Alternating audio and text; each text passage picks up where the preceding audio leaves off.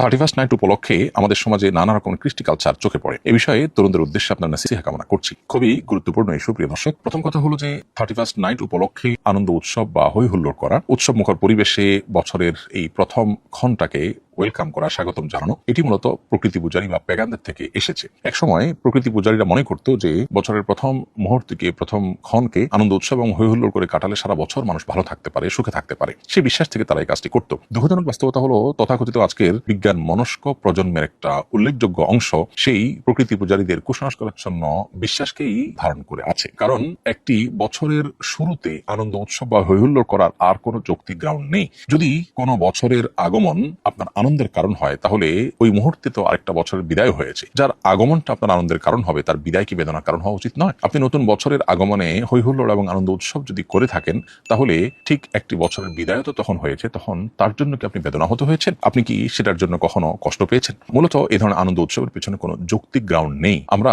প্রতি মুহূর্তে লজিক এবং যুক্তি খোঁজা মানুষগুলো যখন এ কাজে বা এ ধরনের কাজে আমরা যখন লিপ্ত হই, তখন সেটা আসলে আমাদের বিশ্বাসের দেউলিয়াত্ম এবং আমাদের চিন্তা এবং আদর্শগত যে ভয়াবহ ত্রুটি এবং গ্যাপের জায়গা, সেটাকে শুধুমাত্র স্পষ্ট করে দেয়। প্রতি বছর 31st নাইট উপলক্ষে যে আতশবাজি হয়ে থাকে, এগুলোর কারণে নানা সময় নানা দুর্ঘটনা ঘটে। গেল কয়েক বছরের মধ্যে একটি শিশু, মায়ের করে একটা শিশু বিকট আওয়াজে মৃত্যু পর্যন্ত বরণ করেছে। প্রতি বছরই প্রায় পাখিদের চুরি করতে দেখা যায়, অনেক পাখি মারা যায়, তাদের জন্য আতঙ্কের একটা বিষয় পরিণত হয়। এই ধরনের বিষয় কোনো সভ্য সমাজে গ্রহণযোগ্য নয়। পৃথিবীর আজকে উন্নত দেশগুলো যেভাবে ঘটা করে এই দিনটিকে বা এই মুহূর্তটিকে তারা উদযাপন করছে, কোনো যৌক্তিক গ্রাউন্ড ছাড়া, আমার দেশে সেটা যেন কয়েক কাঠি অগ্রসর হয়ে এমনভাবে উদযাপন করা হচ্ছে, যার ফলে মানুষ তো মানুষ, পশু পাখিদেরও টিকে থাকা বেশ দুরূহ এবং কষ্টের বিষয় হয়। রাত 12:01 যখন বহু মানুষ শহরে গ্রামে ঘুমিয়ে আছে, সেই সময়ে বিকট আওয়াজে পটকা ফুটানো বা আপনার আতশবাজি করা, এটা কিভাবে গ্রহণযোগ্য হতে পারে বা কোন সেন্সে আমাদের তরুণদের একটা অংশ এটি করতে পারেন, সেটা আসলে বড় ধরনের প্রশ্নের বিষয়। আমি আশা করবো আমাদের তরুণরা এই প্রশ্নগুলো যদি বিবেকের কাছে রাখবেন, যে এ ধরনের উৎসব, যে উৎসব